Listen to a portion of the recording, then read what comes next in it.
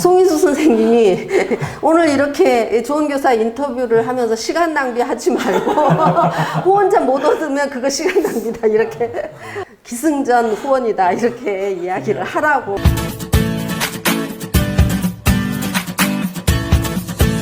벌써 올해 현재 정부가 거의 임기 4년차 정도 맞이하고 있는데 사실은 처음 이 정부가 들어섰을 때 저희가 했던 기대와는 다르게 사실 흘러온 게 사실이잖아요. 그래서 지금 현 정부의 또 교육 정책에 대해서 평가하신다면, 그리고 얼마 남지 않은 이 기간이지만 이 기간 동안 이 정부가 좀 어떻게 방향을 잡으면 좋을지 편하게 얘기해 주시면 좋을 것 같습니다. 저는 두 가지 키워드로 말씀드릴 수 있을 것 같은데, 이 정부는 교육 정책에 대한 방향성의 상실, 그리고 교육 의제의 실종, 이 두 가지인 것 같아요. 그래서 처음에 문재인 대통령의 교육 공약은 사실 잘 만들어졌고 그것을 충실하게 이행을 했다면 굉장히 좋았을 것인데, 그것에 대해서 이제 그 교육 공약을 입안을 책임진 김상곤 장관, 초대 교육부 장관이 되어서 뭐 이제 공약으로 제시했던 뭐 수능 절대평가라든지 내신 뭐 상대평가에서 이제 절대평가로 가는 혁신이라든지 학종의 확대라든지 뭐 이런 여러 가지 것에 대해서 본인도 의지도 있었고 추진을 하려고 했는데, 이제 이게 어떤 민심이 그걸 따라주지 않으니까 또 이 청와대나 또 국회에서 이것을 받쳐주지 못하고, 그래서 이제 결국 무산되고 이제 장관에서 물러나게 됐고요. 그러면서 이제 그 노무현 정부 때도 교육 문제에 대해서 성공했다라고 할 수 없는 어려움을 겪었던 그런 어떤 경험들이 있었던 정부이기 때문에, 그리고 나서 이 김상곤 장관 시절에 이제 어떤 교육 문제에 대해서 굉장히 이제 어려움에 처하고 난 경험들을 또 하고 나니까, 그 다음에는 이제 교육 문제를 적극적으로 의제화시켜서 밀고 갈 그런 생각 자체를 안 하는 것 같아요. 그러다 보니까 이제 우리가 이제 계속해서 공론화 과정을 몇 개를 거쳤잖아요. 그 과정에서 계속 후퇴하는 결정을 이제 하게 되었고, 그러니까 이제 그 과정에서 지금 현재 당대표로 계시는 이낙연 전 국무총리 같은 경우에도 그 공론화 과정에서 이제 수능 절대평가를 하냐 마냐 이제 이런 문제가 논의가 되었을 때 수능 95점과 90점을 동일하게 취급한다면 누가 납득하겠느냐라는 이야기를 하면서 이제 그 수능 절대평가 반대쪽에 힘을 확 실어주게 되는 결정적인 이제 그런 목소리를 내신 적이 있었잖아요. 그러니까 이제 어떤 지금 현재 정부를 책임지고 있는 분들의 어떤 의식이 그런 의지를 가지고 있지 못하고, 그리고 지금 현재 그렇다고 해서 밀고 나갈 힘이 없으면 그걸 모아 나갈 수 있는 장치로 지금 국가교육회의와 그리고 국가교육위원회를 만들어서 장기적으로 좋은 교육의 방향으로 좀 갖고 가겠다라고 하는 그 구도 자체는 가지고 있었거든요. 그런데 국가교육회의에서 연거푸 퇴행적인 결정을 해버리게 됐고, 국가교육위원회는 설치할 그런 법마저도 지금 현재 만들고 있지 못하고, 그러기 때문에 지금 남아있는 임기 동안에 무언가를 한다는 것 자체가 굉장히 기대하기 어려운 상황이고, 지금은 이제 또 코로나19 상황까지 되어서 이제 수업을 나가네 마네, 학교를 등교하네, 등교 못하네, 이런 문제 가지고 이제 씨름을 하니까 어떤 미래지향적인 이 교육제도를 만들어가는 이런 부분들은 사실상 거의 실종된 거나 다름이 없는 것 같습니다. 이제 이 정부가 그렇게 교육 정책이 좀 퇴행했던 좀 이유 중에 하나가 어쨌든 이 국민적인 여론이 뒷받침되지 못했다라고 하는 좀 그 아쉬움들이 좀 있잖아요. 그러니까 분명히 새로운 입시 체제에 대한 그런 필요 또 요구들은 굉장히 큰데, 또 한쪽에서는 여전히 어떤 그런 새로운 입시 체제에 대해서 좀 지지하고 하는 또 여론은 좀 이렇게 낮은 그런 상황. 그래서 과연 우리 국민들 안에서 이런 여론들은 왜 만들어지지 않는가? 그런 궁금함들이 좀 있거든요. 그러니까 이제 부모 자신이 점수로 우열을 나누었던 이제 그런 세대로 자라왔고 지금 이제 그 부모의 자녀들도 현재 그렇게 지금 자라고 있고 그리고 그 점수의 우열에 따라서 대학을 가고 있고 또 그 기업이나 사회에서는 그렇게 그 어떤 대학의 간판으로 그 취업을 시키거나 또 이제 우대를 하거나 뭐 이런 어떤 전반적인 그 연결고리들이 온전한 상황에서는 이제 우리나라 교육이 비정상적이라는 것을 이제 국민들도 알고는 있지만 이게 지금 이제 내 아이가 지금 현재까지 이 점수 체제에서 지금 길들여져 있고 그러니 지금 이제 대학을 가는 거나 또 사회에 나갔을 때 불이익을 받지 않을까라고 하는 생각들 때문에 지금 교육이 새롭게 바뀌게 되는 것에 대한 불안함이 굉장히 큰 것이죠. 그러니까 이 교육 문제는 사실 사회 문제와 다 연결되어 있다라고 이야기들 하잖아요. 그러니까 교육을 받고 또 대학을 가고 사회에 나가고 이 연결고리들이 이 교육의 제도가 새롭게 된다고 했을 때 새로운 제도가 대학에 가기 좋은 어떤 그 제도가 되어야 되는 거고 또 사회에 나가서도 그 새로운 제도 속에서 커간 아이들이 또 잘 살 수 있는 그 어떤 손해 보지 않고 잘 살 수 있는 어떤 사회의 구조가 이게 같이 되어야지 이 새로운 교육제도에 대한 어떤 지지와 어떤 민심이 형성이 될 텐데 그게 이제 같이 형성이 안 되다 보니까 불안한 것이죠. 그러니까 이제 우리 국민들도 사실 왜 좀 아이들이 자유롭게 크면서 계속 시험 문제 풀이하면서 아이들이 능력을 갖게 될 거다, 실질적인 능력을 갖는다라고 생각은 하진 않을 거예요. 그러나 그렇게 새로운 교육이 되었을 때 내 아이가 손해 볼 수 있다라고 하는 불안감 때문에 새로운 그 대학 입시 제도나 새로운 교육 제도에 대해서 지지를 하지 않는 거죠. 그러니까 사실 이 교육 제도를 만든다는 것은 굉장히 어려운 문제이고 이걸 연결시키는 이 지점들을 같이 연결해서 사회가 같이 바뀌고 대학 입시가 같이 바뀌고 또 기업의 어떤 채용 제도가 같이 바뀌는 이제 이렇게 갈 때만이 이제 이 교육에 대한 생각들을 바꾸게 되는 굉장히 어려운 문제인 거죠. 예. 그런데 이제 그러니까 국가가 사실은 지금 교육부나 또는 이 기업의 어떤 채용을 담당하고 있는 고용노동부나 이게 이제 부서는 나눠져 있지만 이게 국가라고 하는 체제 속에서는 이게 같이 연결되는 점에서 이 제도가 같이 바뀌어야 되는 거잖아요. 그런데 이제 이게 사실은 굉장히 분리되어 있는 거죠. 그러니까 국가교육위원회라는 것들이 만들어져서 그 안에서 뭐 교육 담당하는 사람 또 이 고용과 채용과 이런 것들을 같이 하는 사람들이 모여서 이게 같이 선순환을 이룰 수 있는 국가제도를 만들어가는 어떤 테이블을 만들어서 이제 가자고 하는 것이 이제 국가교육위원회인데 그것 자체가 지금 이제 만들어지고 있지 않는 것이고 그러니까 이제 우리는 교육만 가지고 씨름을 하고 있는데 지금 사회 바깥은 이걸 받쳐주지 못하니까 이제 부모들도 호응을 안 하게 되는 거죠. 이 정부가 그렇게 하는 이유 중에 하나가 사실 정시 확대를 하는 경우 같은 경우에는 오히려 부모 세대들보다 그러니까 20대들이 훨씬 더 형식적 공정성에 대해서 되게 관심을 많이 가지게 되고 이 20대가 지지율이 떨어지고 좀 그런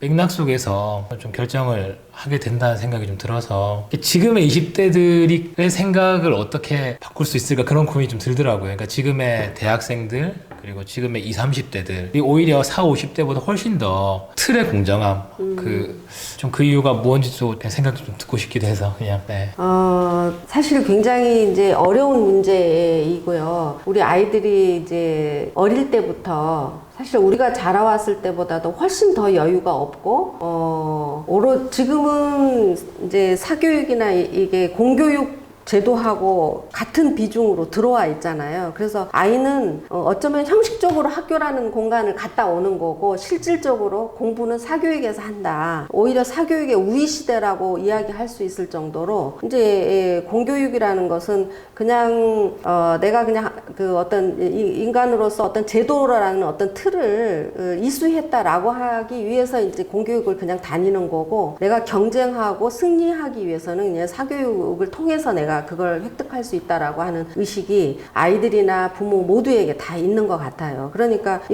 학교 갔다 와서 3시, 4시에 돌아오면 또다시 똑같은 그 공교육에 갔다 온 시간만큼 사교육에 가서 그 시간을 또 보내고 12시 뭐 이때 돌아와가지고 학원 숙제하고 이런 생활들을 하고 있잖아요. 그러니까 그 속에서 아이들이 갖는 의식은 내가 그만큼 노력한 만큼의 이 점수 체제 속에서 보장을 받아야 이게 공정한 거지. 그렇지 않고 이 손해보는 구조가 된다고 하면 이거는 저항할 수밖에 없는 것 같아요. 그러니까 이 아이들의 의식이 잘못됐다기보다는 지금 현재의 교육의 상황 자체가 아이들이 그런 생각을 가질 수밖에 없는, 틈이 없이 그런 생각을 가질 수밖에 없게 된 것 같아요. 네, 아무튼 이런 흐름 속에서 또 새롭게 또 운동을 시작하셨지 않습니까? 저는 대표님 이렇게 손주가 있으실 줄 몰랐는데 네, 청년의 때를 지나 멘트 좋다. 정말 몰랐습니다. 저는 이번에 주신 질문지 답변지 보면서 알았습니다. 그래서 좀 주변 분들도 두 분이 또 새로운 운동을 시작하는 것을 보면서 대단하다는 의견도 많은데,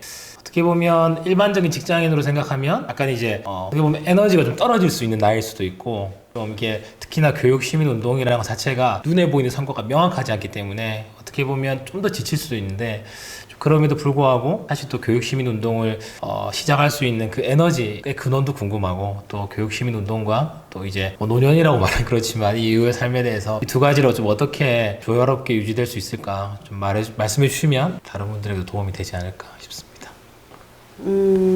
사실 지금까지 살아왔던 것과 같은 어떤 속도와 에너지를 그대로 갖고 일을 한다고 말을 하기는 어려운 것 같아요. 이제 육체적으로도 무리하면 이제 또 금방 티가 나고, 그러니까 이제 또 오래 일하기 위해서 관리를 또 해야 되고, 그래서 정말 스포츠 운동을 싫어하는데 저도 불가피하게 하게 되더라고요. 절박하니까 헬스하고 있습니다.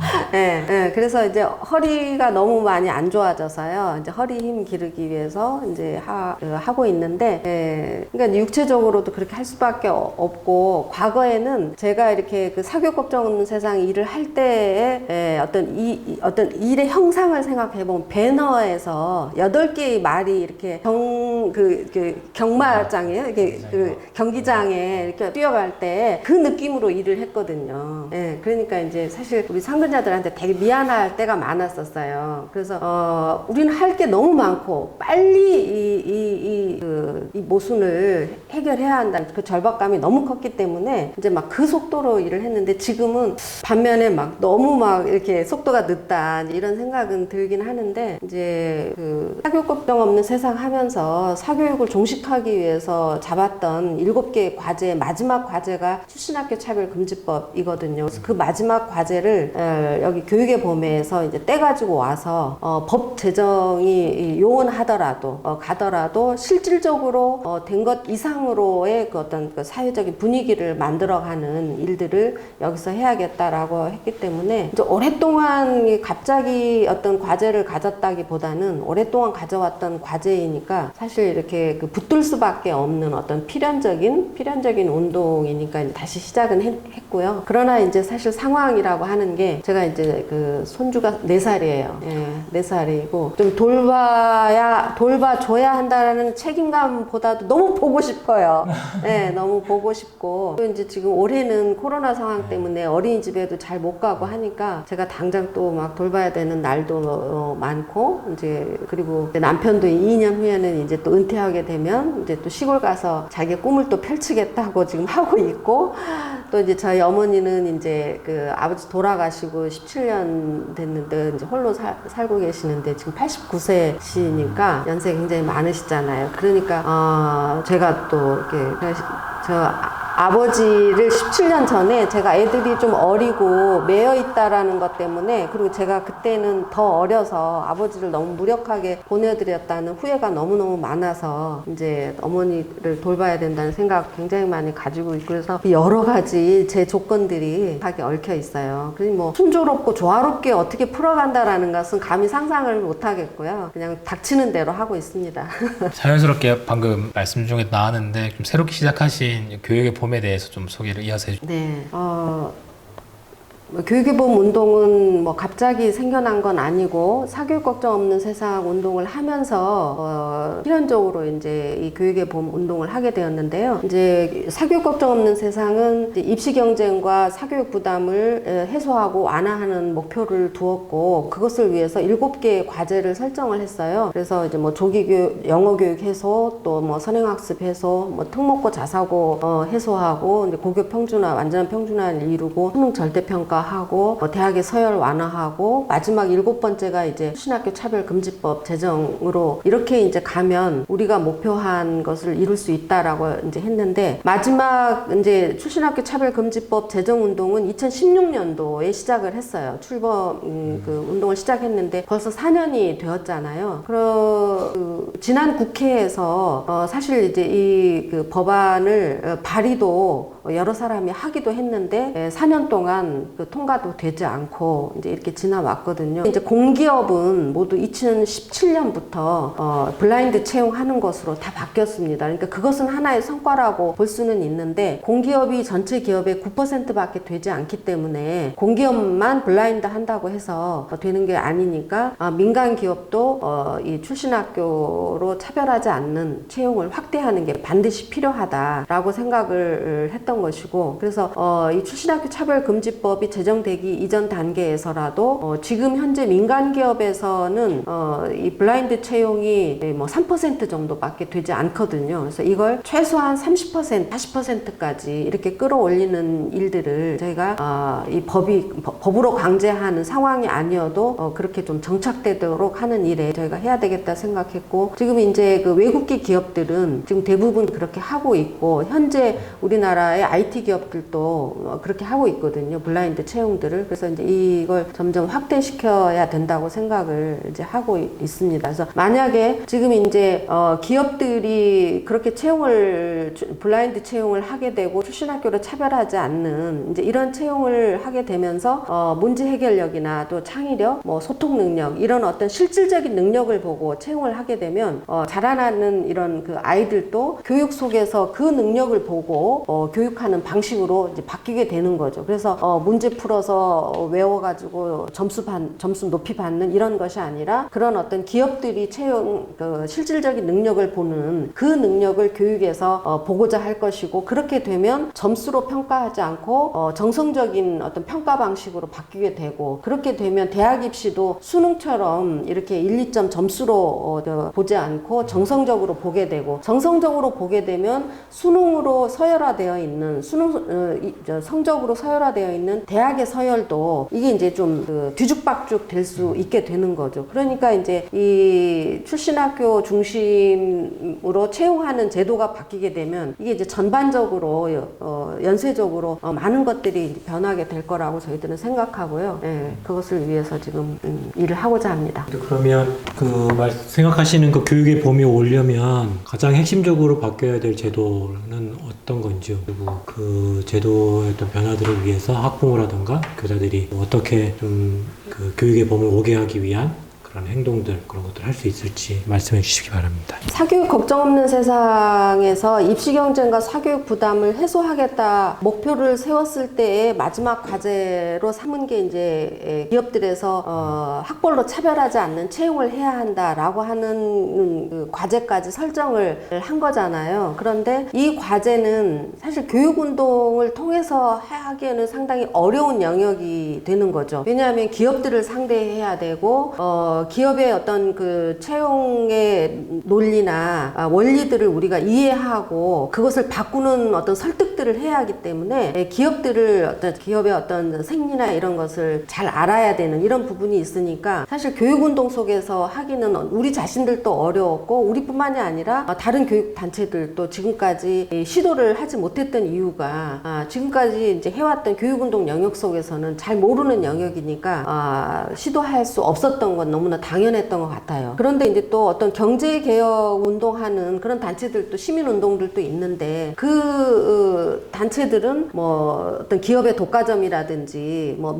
어떤 경영의 민주화라든지 이런 부분에 대한 어떤 그 혁신과 쇄신을 이야기를 하고 있지 교육과 관련되어 있는 채용 부분의 어떤 문제를 개혁하는 데에는 관심을 갖기가 또 어려운 거죠. 그쪽은 교육을 잘 모르기 때문에. 그러니까 사실 그 어떤 사각지대에 놓여 있는 게 이제 기업의 채용 파트 부분이었던 것 같아요. 네, 그래서 이것은 아이들이 정말 이 사회에서 학벌로 차별받는 것으로 인해서 아이들이 고통받고 교육이 왜곡되고 있는 것에 대해서 아픔을 갖고 있는 교사와 학부모들이 이 운동을 풀어갈 수밖에 없겠다 하는 그런 생각 때문에 이제 저희들이 하게 됐고요. 그래서 이제 교육의 봄은 결국 기업과 사회에서 출신 학교로 차별하지 않는 그런 사회가 정착이 되면 교육의 봄이 온다. 저희들이 이제 그렇게 생각하고 있습니다. 그러니까 이제 저희가 교육의 봄을 재단법인으로 이번에 이제 창립을 했는데 사실 이제 그동안에 쭉 교육 운동을 했기 때문에 교육부 관할 소속의 이제 재단법인을 하고 싶었어요. 그런데 장학 사업만 이 재단법인으로 승인을 하는 조건이 있더라고요. 그래서 이제 저희는 주된 사업이 장학 사업은 아니기 때문에 교육부로 갈 수가 없었고 이제 낯선 고용노동부 쪽에 재단법인을 승인을 할 수밖에 없었어요. 그런데 고용노동부 쪽 공무원들을 만나보니까 우리가 이제 정관이나 이런 걸 통해서 이제 교육의 변화를 최종 목적으로 이렇게 두니까 절대 그거를 하면은 승인을 안 해준다는 거예요. 그러니까 그걸 보고 이게 우리 시민운동도 교육운동과 어떤 경제개혁운동도 이렇게 분리되어 있지만 정부도 이게 완전히 분리되어 있어서 이 기업의 지금 이제 공기업들의 블라인드 채용은 지금 완전히 100% 하고 있잖아요. 그래서 그걸 하고 있는데 그것의 효과가 어디까지 가는 건가에 대한 이 개념 자체가 고용노동부에도 없는 거예요. 예. 그냥 민간기업도 확대하면 좋고 안 되면 할 수 없는 거고 그건 그냥 그 민간의 자율 영역이지 이렇게 이제 생각하고 있는 거예요. 그런데 우리는 이 아이들이 자라가는 과정 한 인간이 결국 교육받는 존재로 끝나는 게 아니고 교육을 받아서 사회에 나가서 한 존재로 살아가는 존재로 이 생각을 하기 때문에 이 전 사회의 영역에서의 아이가 잘 자랄 수 있는 어떤 풍토와 사회적인 제도와 분위기가 만들어져야 된다는 것을 운동하는 사람들은 꿰뚫고 있는 거잖아요. 그런데 이제 공무원들은 이제 그렇게 생각하고 있지 않더라고요. 그래서 참 어려움이 있었는데 여하튼 정말 지금 우리 아이들이 처한 상황 그리고 아이들이 정말 너무나 존귀한 생명으로 태어나자마자부터 꺾이기 시작하는 이 안타까움에 정말 가슴 아픈 교사와 학부모들이 이 전체 아이가 살아갈 전체 사회까지 내다보면서 이 사회를 바꿔 나가는 운동에 동참을 할 수밖에 없는 거다. 그래서 우리 좋은 교사 선생님들께서도 함께 참여해 주시면 좋겠다. 후원자로 그 말씀을 꼭 드리고 싶습니다. 송인수 선생님이 오늘 이렇게 좋은 교사 인터뷰를 하면서 시간 낭비하지 말고 후원자 못 얻으면 그거 시간 낭비다 이렇게 기승전 후원이다 이렇게 이야기를 하라고 이야기를 해가지고 말씀을 드립니다. 근데 어쨌든 이 교육의 봄을 이제 우리는 기다리고 있는 건데 이렇게 지금 우리가 처해 있는 상황들은 진짜 겨울 같잖아요. 그리고 그 겨울이 어떻게 왔는가를 가만히 보면 결국은 우리 사람들의 그 욕망들이 이렇게 막 그 뭔가 어떤 찬바람들을 만들어내면서 스스로 막 그 속으로 들어가는 것 같고 그래서 과연 교육의 봄이 올까 이제 이런 절망도 같은 좀 그런 상황인데 교육의 봄이 올 수 있다라고 하는 좀 희망의 메시지들 한번 좀 들려주시면 좋을 것 같아요. 올까요? 저희 이제 교육의 봄에 이사로 참여하고 계시는 최영우 도움과 나눔 이제 비영리 기관들 컨설팅 하시는 분이 계시는데 그분이 저희 이사로 참여하시면서 이 교육의 봄은 억지로 만드는 것이 아니라 교육의 봄을 우리가 봄을 맞이하는 거다. 봄은 억지로 만드는 것이 아니라 봄은 오는 것이다. 우리는 맞이하는 사람들이다. 이런 말씀을 하시더라고요. 그래서 그 이야기를 듣고 보니까 굉장히 이제 어떤 그 좀 해방감과 자유로움 같은 게 이렇게 느껴지고 정말 막 그 없는 것을 만드는 그런 그 굉장히 막 힘든 이런 게 아니고 함께 준비하는 그 정말 이렇게 봄을 맞는다라는 것은 굉장히 행복하고 즐거운 일이잖아요. 그래서 그런 즐거운 마음으로 할 수 있겠다. 이제 이런 생각이 좀 들었고, 저희 또 로고를 만들어주신 장병희 선생님께서 로고를 만드시는 과정에서 이제 저희가 교육의 봄이 이런 일을 하고자 합니다. 이렇게 이제 말씀을 드리니까 그 스토리를 들으시고 형상화 시키시면서 저는 이제 교육의 봄이 이런 로고로 나올 줄은 생각을 못 했는데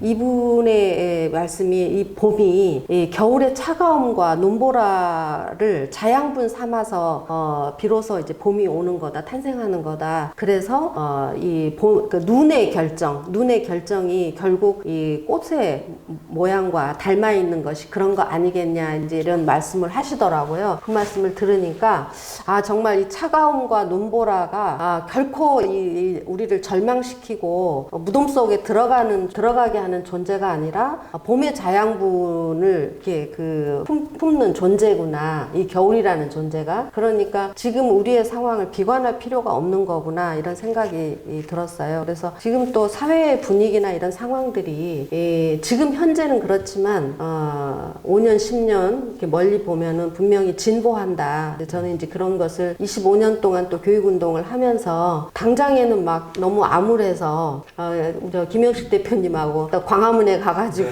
또 막 청와대 향해서 소리도 지르고 그럴 때 굉장히 막 그 절망스러운 마음도 드는 그 순간들은 있었지만 길게 보면은 분명히 진보한다라는 생각이 들고요. 정말 저희가 그 뭐 촌지나 체벌 이런 그 반대 운동 했을 때에도 말도 안 되는 그 막 논리 때문에 굉장히 힘든 적이 있었지만 지금 이제 25년이 지난 지금은 촌지나 체벌은 완전히 거의 뭐 그 말도 못 꺼내는 그건 있을 수 없는 일이다 하는 것에 대해서 자타가다 공인하는 문화로 자리를 잡은 게 되잖아요. 그러니까 우리의 미래도 결코 암울하지 않다 그렇게 확신합니다.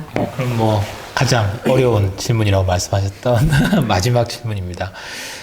쭉 인터뷰를 해주셨는데 좋은교사 운동 회원 선생님들께 어떤 말씀이든 한 말씀 부탁드리겠습니다. 제가 교육운동 하는 사람으로서 현장감을 갖는다는 것의 중요성, 그것이 굉장히 저에게 결핍되어 있는 거예요. 가장 결핍되어 있는 게 현장감이거든요. 그러니까 이제 제가 아이를 키울 때는 아이의 학교 생활을 통해서 경험하고 또 부모들에게 들은 이야기를 통해서 경험한 바가 있고, 그리고 또 아이가 학교를 다니지 않게 되더라도 뭐 끊임없이 이제 부모들을 만나서 이야기를 듣는 거지만 그거는 간접 경험이거든요. 그래서 그 경험들이라도 제가 이제 계속해서 교육운동을 하기 위해서는 그 현장감을 갖기 위해서 노력을 했지만 현장감을 갖기 위해서 노력을 한 것이지 내가 그 현장에 있는 건 아니거든요. 그래서 제가 저의 결핍은 교육운동을 하는 사람으로서의 결핍은 현장에서 떨어져 있다라고 하는 거예요. 물론 떨어져 있는 사람이 갖는 장점이 있죠. 매일매일 고통스럽지 않다라고 하는 장점이 분명히 또 있지만 그 현장에 있으면서 그 고통이 정말 아까 그 겨울이 자양분이 되었다 하듯이 이 운동의 자양분이 되어서 나의 힘이 되고 나의 삶이 되는 그것은 선생님들만이 갖고 있는 최고의 장점이다.